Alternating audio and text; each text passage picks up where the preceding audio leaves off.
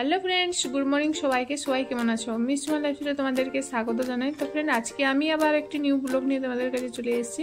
আশা করি ব্লগটি ভালো লাগবে। তো লাস্ট পর্যন্ত দেখতে থাকো। ভালো লাগলে অবশ্যই একটু লাইক কমেন্ট শেয়ার করতে ভুলো না।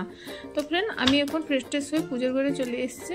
তো সকাল সকাল একটু পুজো করে নিচ্ছি, দিয়ে আমি রান্নাঘরে যাব। তো ফ্রেন্ড, এখন আমি রান্নাঘরে চলে এসেছি, একটু পকড়ি ভেজে নিচ্ছি। আমার মেয়ের ভীষণ পছন্দ পকড়ি মুড়ি, তো তার জন্য আমি পকড়ি ভেজে নিচ্ছি। ও মুড়ি দিয়ে খাবে, আর কিছু শসা আছে, শসা মুড়ি আর পকড়ি ওকে দিয়ে দিব। দিয়ে খেয়ে ও স্কুল বেরোবে, আর স্কুলের এক্সাম চলছে। তো এখন আমি শসাটাকে গ্রেট করে নিয়ে আমার মেয়েকে দিয়ে দিব খেতে।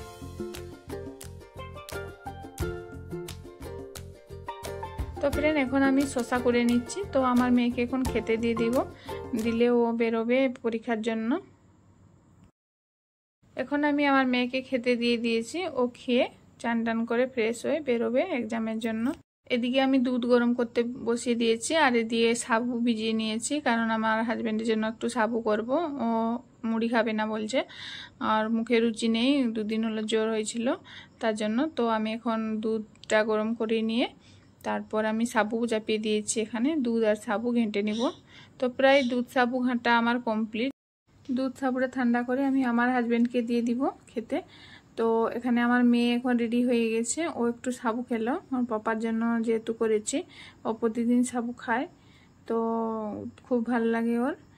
আর তারপরে ও জল টল খেয়ে বেরিয়ে পড়লো এখন এক্সামের জন্য।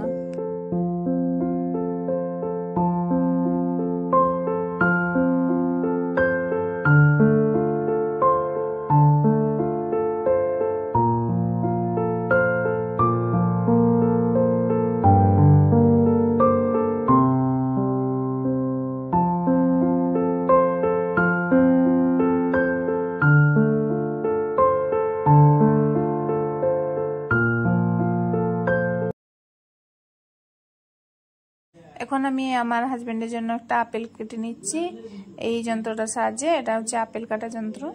তো এখানেই প্রেস করলে আপেলটা কি সুন্দরভাবে কাটা হয়ে যায়, তার জন্য প্রায়ই আমি এই যন্ত্রের সাহায্যে আপেলটা কাটি।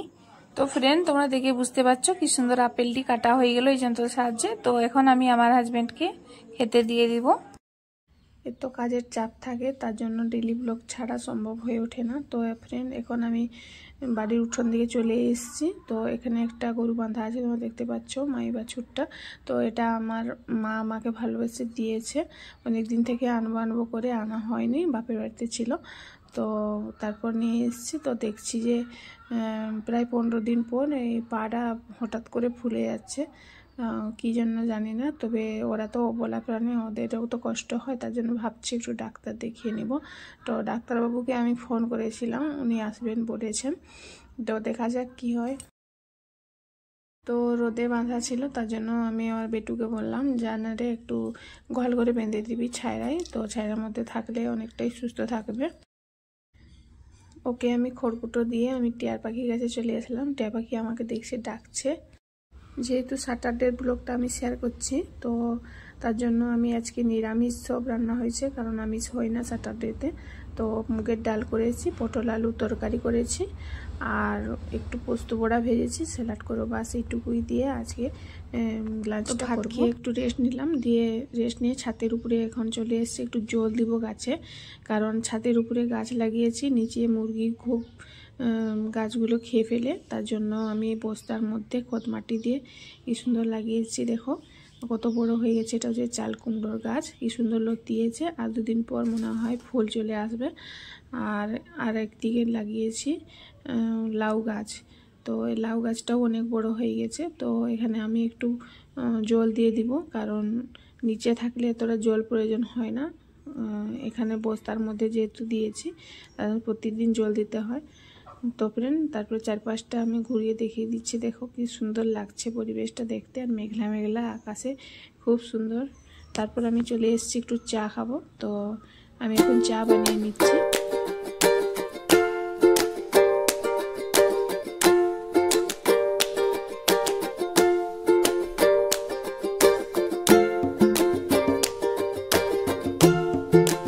কিছু আমি নিমকি কুচো নিয়ে নিয়েছি এখানে, আর চা দিয়ে খাবো।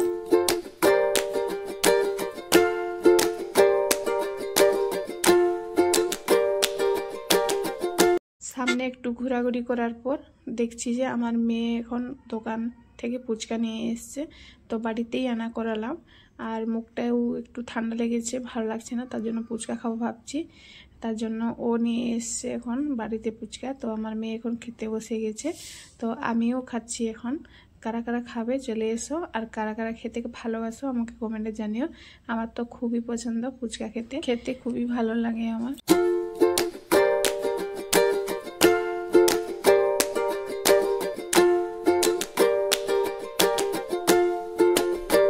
ফুচকা খাওয়া কমপ্লিট হয়ে গেছে, এখন আমি চলে এসেছি নিচে। তো কাপড় টাপড় কেচে সন্ধ্যা দিয়ে দিলাম, দিয়ে বসেছিলাম একটু। তারপর আমার মেয়ে বলল একটু চিপস ভেজে দাও না মা, তো দোকান থেকে চিপসগুলো নিয়ে এসছে, আমি এখন চিপস ভাজছি।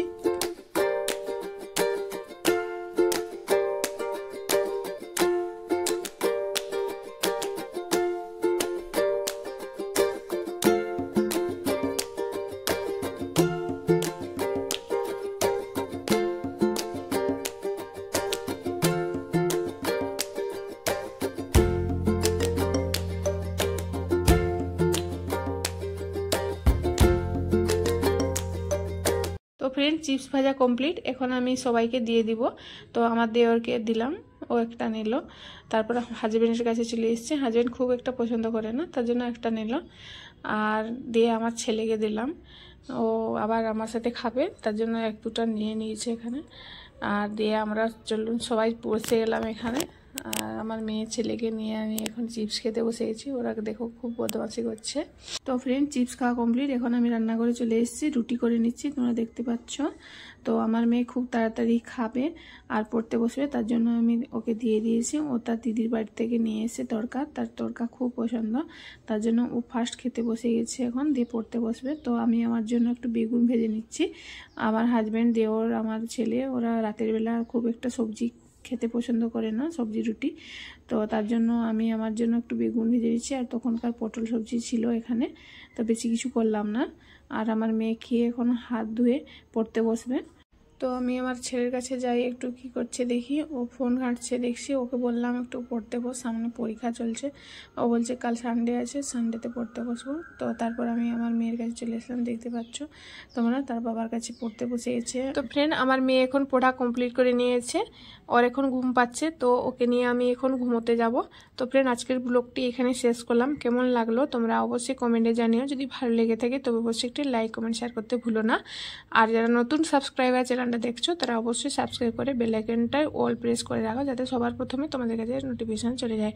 তো ফ্রেন্ড, সবাই ভালো থেকো, সুস্থ থেকো, লাভ ইউ অল, বাই।